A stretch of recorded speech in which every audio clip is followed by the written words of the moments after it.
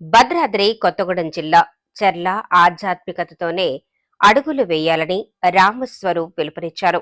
భవిష్యత్తులో జరగబోయే విపత్కర పరిస్థితులను దృష్టిలో ఉంచుకుని ప్రతి ఒక్కరూ ఆధ్యాత్మికతతో సమిష్టిగా అడుగులు వేయాలని భద్రాచల రామాలయం ఉప ప్రధానార్చకులు కోటి రామస్వరూప్ భక్తులకు ఉద్బోధించారు.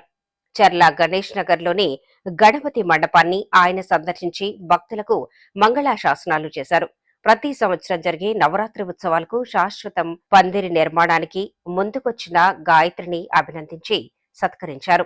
ఈ సందర్భంగా భక్తులు ఆయనకు మేళతాళాలతో ఘనంగా స్వాగతం పలికారు. హిందూ సాంప్రదాయాలను రక్షించుకునేందుకు ప్రతి ఒక్కరూ కృషి చేయాలన్నారు. ఈ సందర్భంగా ఆంజనేయ స్వామి ఆలయంలోనూ భక్తులకు మంగళాశాసనాలిచ్చారు. చర్లలో శ్రీరాముని కళ్యాణం నిర్వహించే ఆలోచన చేస్తున్నామని రామస్వరూప్ ప్రకటించారు. ఆలయంలో ప్రసాద వితరణ జరిగింది. వికాస తరంగిణి అధ్యక్షులు గుంజి పురుషోత్తం, మచ్చ వీర్రాజు గ్రామస్తులు పాల్గొన్నారు.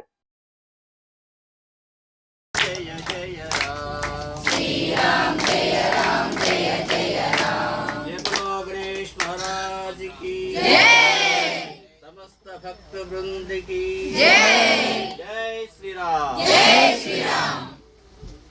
భక్త మహాశయులందరికీ కూడా నా నమస్కారాలు.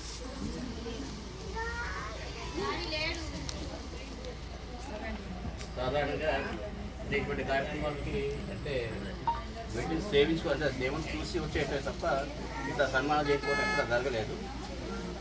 ఇదే ప్రథమం. మీ అందరి అభిమానంతో, మీ అందరి ఆశీస్సులతో నాకు నాకున్నంత ఆ గణేష్ మహారాజ్ దగ్గర నాకు సన్మానం జరిగింది.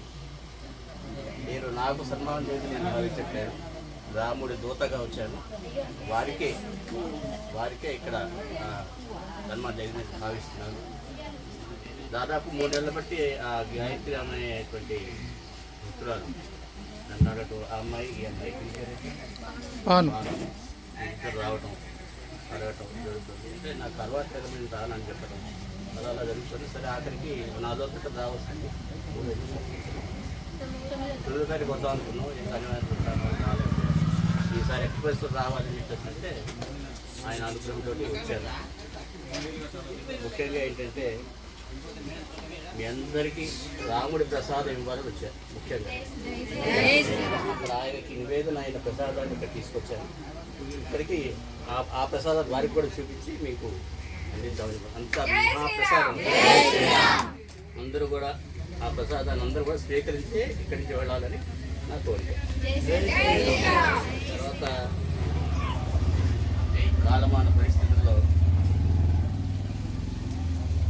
చాలా అవాంతరాలు జరుగుతున్నాయి, చాలా ఘోరాలు జరగబోతున్నాయి. మీకు కొంతమంది ఫోన్లు ఉంటే కనుక దాంట్లో చూస్తూనే ఉంటారు.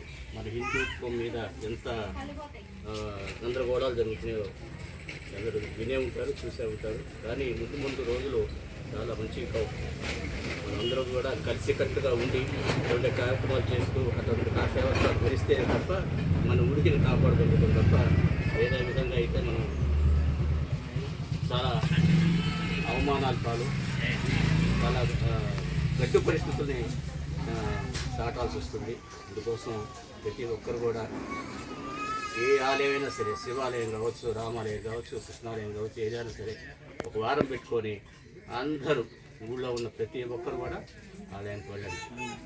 మన ఉనికిని మనం కాపాడుకుందాం. అంటే ఒక్కొక్క వేరే వారు ఉన్నారు, వారి పండుగలు చిన్న 1, 2 ఉంటాయి. వారు ఎంతమంది వస్తున్నారు, ఎంతమంది కలిసినట్టుగా వాళ్ళు ఇచ్చేస్తున్నారు. అట్లా మనం కూడా చాలామంది ఉన్నాం, చాలా గుళ్ళు ఉన్నాయి. అందరికీ భగవంతుడు మన చల్లగా చూస్తున్నాడు. ఏదో ఒక రూపేణ అందరం ఎటువంటి ఇబ్బంది పడట్లేదు. ఆర్థికంగా కానీ ఇంకేది కానీ అంతా బాగానే ఉంటున్నాం. మనందరం కూడా ప్రతి వారానికి ఒక రోజు లేదా 2 రోజులకు ఒకసారి 3 రోజులకు ఒకసారి పెట్టుకొని ప్రతి ఒక్కరు కూడా ఆలయానికి వెళ్ళారు. అందరూ ఎక్కువ జనం ఒక కలిగించారు. అటువంటి పరిస్థితి మీరు అందరూ కూడా అమ్మయ్యకు పంచి కట్టాలన్న వీరి భద్రాచలములో అలంకారం ఎవరయ్య అంటే రామస్వరూపుడు గారు. కానీ వారి ద్వారాగా కొంతమంది నేర్చుకొని అలాగే అలంకరిస్తున్నారు. దశావతారాలు కానీ ఏదైనా సరే ఒక చోటకి మేము వెళ్ళాం. వారితో తండని రామాలయం తండ కారులో ఉన్నారు, రథంలో ఉన్నారు. శ్రీరామ రథంతో తిరిగాం, అప్పుడు శ్రీరామ రథంతో తిరిగాం అందరం కూడా, రమేష్ మీ అందరం కూడా.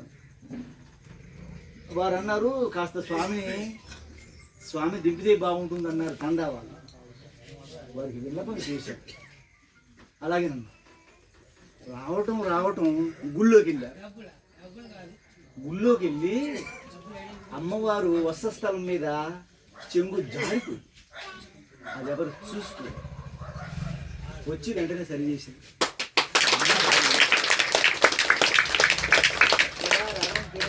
ఎక్కడ దిగల కార్యక్రమంలో దిగేవారు, మేము ప్రచారంలో ఉన్నాం, అంటే ఇంకో ఊరు వెళ్ళాలి. అప్పుడు వారు అన్నారు అమ్మ ఇంటికి పిలిచిందని.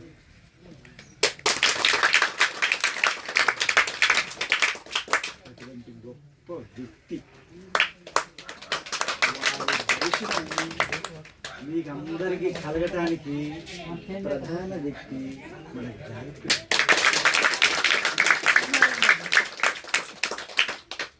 ఆ గురువుకి ఎలా ఉంటుందో తెలుసా? ఇప్పుడు గురువుగారు వచ్చి వెళ్తుంటే గాయత్రికి ప్రాణాలు ఇస్తానంటే అయ్యో బలివారు స్వామి ఇచ్చేస్తానండి నేను వ్యక్తి ఆవిడ. అటువంటి గురుభక్తి, ఆ గురుభక్తి అనేది ప్రతి పువ్వులో కనిపించింది. వారు నడిచే నడైకల్లో కనిపించింది. వారు రాగానే అన్నారు ఏది ఇంత అవసరమా, ఈ మర్యాద ఇంత అవసరమా అన్నారు వారిని.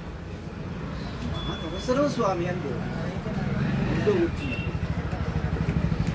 అటువంటి మహా వ్యక్తి మధ్య మనకు రావడం అనేది చాలా ఎంతో అదృష్టం. ఈ మధ్యకాలంలోనే సార్ నెలలో 2 నెలలు ఉన్నారు అమెరికాలో. వారి పెద్ద అబ్బాయి విష్ణుస్వామి వీరు రామకళ్యాణం చేసి వచ్చారు. అటువంటి ఎక్కడో వెళ్ళి అమెరికాలో చేసిన వ్యక్తి ఈరోజు మా అందరంతో రావడం అనేది ఇంకో గొప్ప విషయం. ఆవిడ బలము వీళ్ళ బలము తెలియదు, రావటం మటుకు వచ్చింది. వీళ్ళ బలం ఏమిటి? అక్కడ ఊరికే చూసి వచ్చేసారు. గాయత్రి గారి దగ్గర ఊరికే చూసి వచ్చేసారు. ఇక్కడ సిస్ట్ వేసారు. సిస్ట్ అంటే చాలాసేపు కూర్చోవడం కదా. ఎందుకని చెప్పనా? ఇక్కడ గణపతి గణేష్ కమిటీ గట్టిది. సేవకులు మంచి మంచిగా నెంబర్ 1 సేవకులు. పోయిన సంవత్సరం మీరు చూశారు ఏం చేస్తామంటే ఏం చేస్తారు తెల్లారి మండపం అయిపోయింది.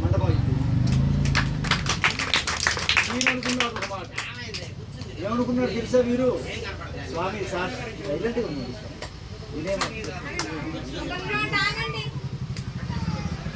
మీరేమనుకున్నారు తెలుసా? ఈయనే సామాన్యుడు కాదు. ఏమిటయ్యా ప్రతి సంవత్సరం నాకు వేయటం తీయటం నాకేం ఇష్టం లేదు, మా గాయత్రితోటి పర్మిట్ చేపిస్తానని చెప్పింది.